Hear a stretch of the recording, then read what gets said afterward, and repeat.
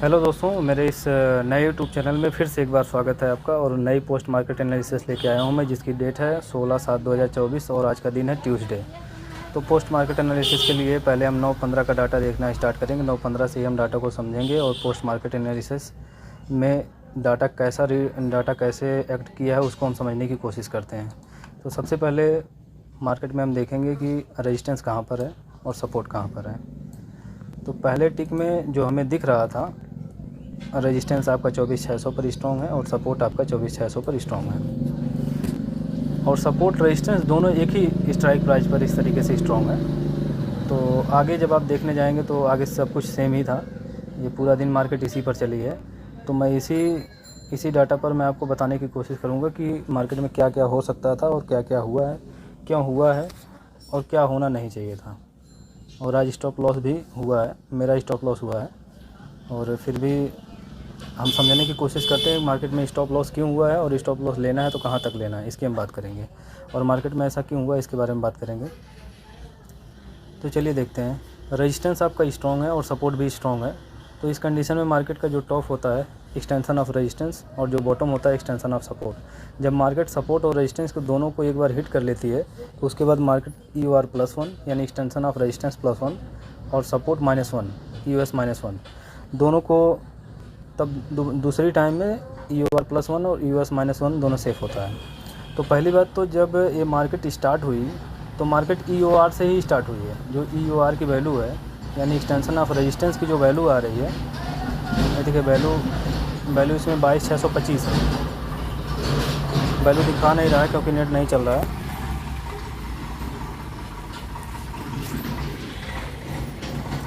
Value इसमें दिखा नहीं रहा है क्योंकि नेट नहीं चल रहा है। देखिए दोबारा मैं देखता हूँ इसको।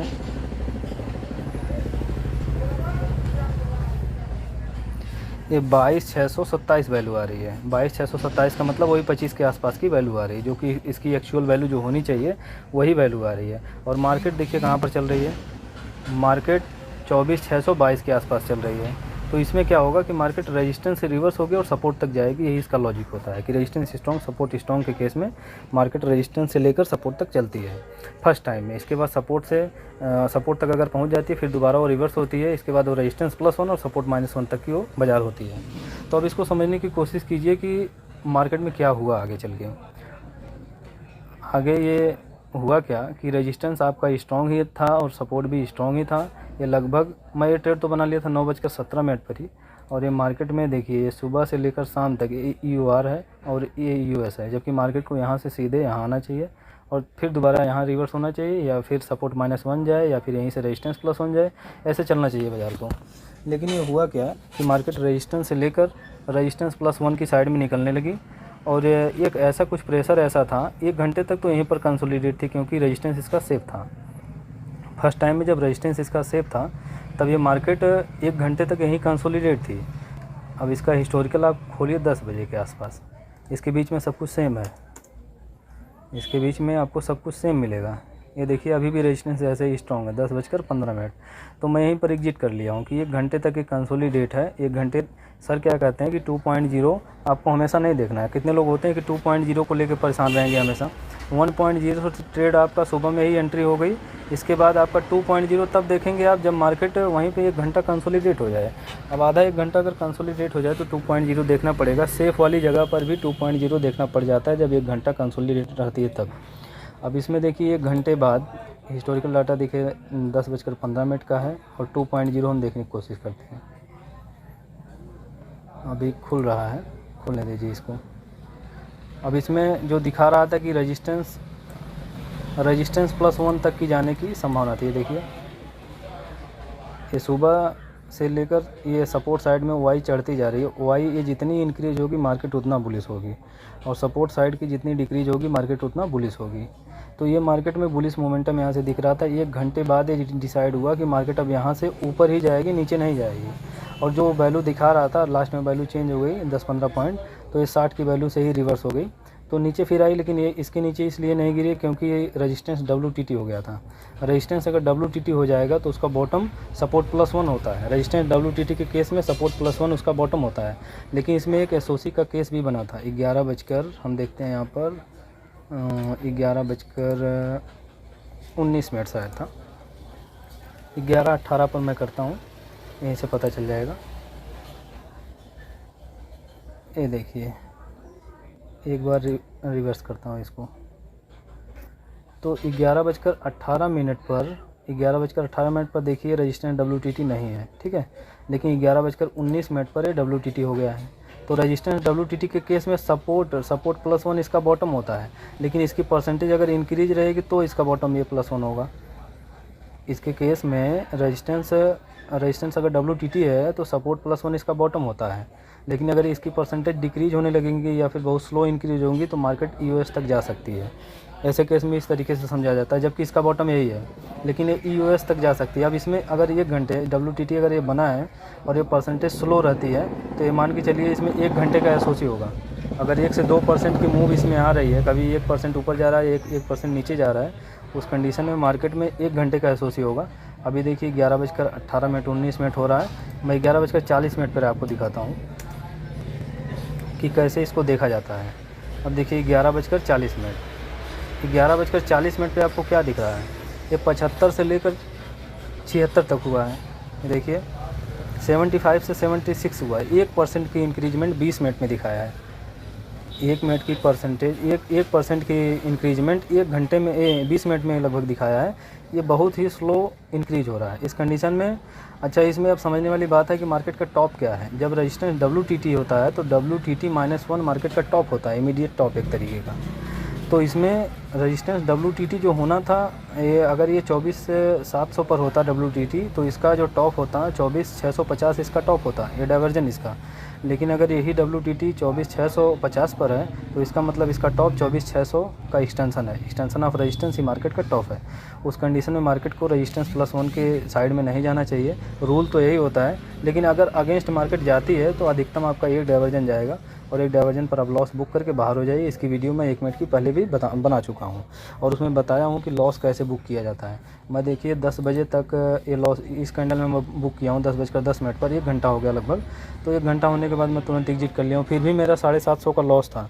मैं जिस वैल्यू पर ख़रीदा था उसी वैल्यू पर लगभग बेचा हूँ। यहाँ पर मैं 30 की वैल्यू से ख़रीदा था, 630 से, और बेचा हूँ यहाँ पर देखिए 18, 19, 20 पर बेचा था। लेकिन 18, 19, 20 पर बेचने के बाद भी मेरा 3 लॉट का 750 रुपया लॉस हुआ है।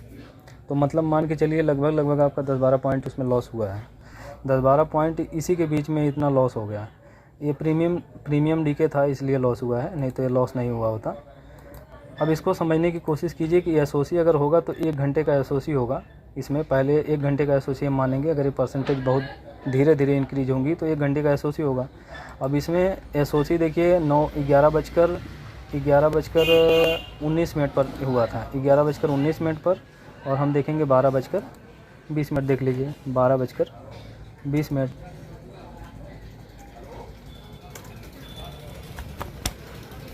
नेट थोड़ा स्लो है इसलिए दिक्कत हो रही है।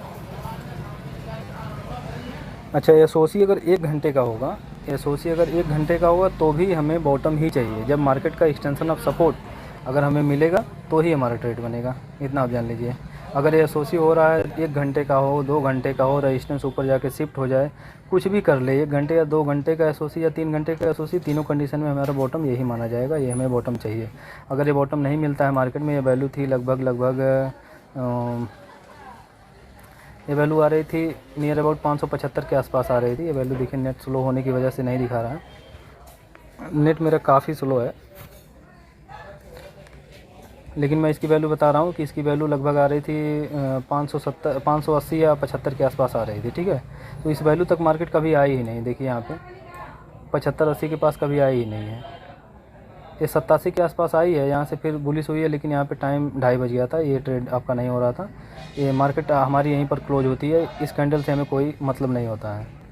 ये जो कैंडल आप देख रहे हैं 2:30 तो आपका यहीं बज गया था ना। तो इस कैंडल का कोई मतलब नहीं है, क्योंकि ये मार्केट में 2:30 बज गया था। तो हमारी यहाँ पे आई बॉटम साइड में, लेकिन ये मार्केट का टाइम ख़त्म हो गया था, इसलिए हमारा कोई ट्रेड नहीं बना। और जो ट्रेड बना था उसमें मेरा स्टॉप लॉस हुआ है। जो ट्रेड हमारा बना था इस रेजिस्टेंस से, जो ट्रेड बना था रेजिस्टेंस से, ये मार्केट जब ऊपर की तरफ निकल गई तो मैं स्टॉप लॉस ले लिया हूँ। स्टॉप लॉस लेना मेरी मजबूरी हो गई, क्योंकि ये मार्केट में 1 घंटे तक कंसोलिडेट हो और मार्केट ना गिरे तो फिर वहाँ से एग्जिट कर जाना ही बेहतर होता है। अब उसका ऐसा नहीं है कि इसका स्टॉप लॉस ले जाके हम ऊपर बुक करेंगे, और होता है हालांकि ऊपर ही, लेकिन अगर 1 घंटे कंसोलिडेट हो तो हमें यहीं एग्जिट कर लेना चाहिए। और हमेशा इस बात को याद रखना चाहिए कि अगर ऐसा हो रहा है तो आप 1 घंटे बाद 2.0 देख सकते हैं। 2.0 हम तभी देखते हैं जब मार्केट या तो 1 घंटे कंसोलिडेट हो या फिर मार्केट डाइवर्जन पर हो। जब मार्केट डाइवर्जन पर होती है तब हम 2.0 देखते हैं, और जब मार्केट 1 घंटे या 2 घंटे या आधा घंटा कंसोलिडेट होती है, कंसोलिडेट में भी हम 2.0 देखते हैं। बाकी मार्केट में कुछ था नहीं, ऐसे ही मार्केट थी और कंसोलिडेट मार्केट थी। अब देखिए ना तो ऊपर मिला है ना ही नीचे मिला है। अगर यहाँ से पुट का ट्रेड ले रहे हैं तो भी आपको सपोर्ट नहीं मिला है, और सपोर्ट पर आई ही नहीं है, तो सपोर्ट से कोई ट्रेड ही नहीं बना है। तो मार्केट में कुछ ट्रेड बना नहीं, एक हुआ था वो भी स्टॉप लॉस था, बाकी सारा हम लोग स्टॉक में किए हैं। और जो भी है मेरी पोस्ट मार्केट एनालिसिस कैसी लगी आपको कमेंट करके मुझे बताइएगा। और अगर अच्छी लगी हो पोस्ट मार्केट एनालिसिस तो लाइक कीजिएगा। हालांकि मार्केट तो आज अच्छी नहीं थी, लेकिन मेरी पोस्ट मार्केट अगर अच्छी होगी तो वीडियो को लाइक कीजिएगा, दोस्तों के पास अपने शेयर कीजिएगा, और चैनल को मेरे सब्सक्राइब कर लीजिएगा। और मेरे चैनल के नीचे डिस्क्रिप्शन में एक व्हाट्सअप का लिंक होगा, उसे आप ज्वाइन करके मेरे व्हाट्सअप ग्रुप में ज्वाइन हो जाइएगा। जो भी क्वेश्चन होगा आप वहाँ पे क्वेश्चन पूछिए, और उसका आंसर देने के लिए बहुत सारे लोग एक्सपीरियंस है जो आपका आंसर दे सकते हैं। अंत तक बने रहने के लिए आपका बहुत बहुत धन्यवाद।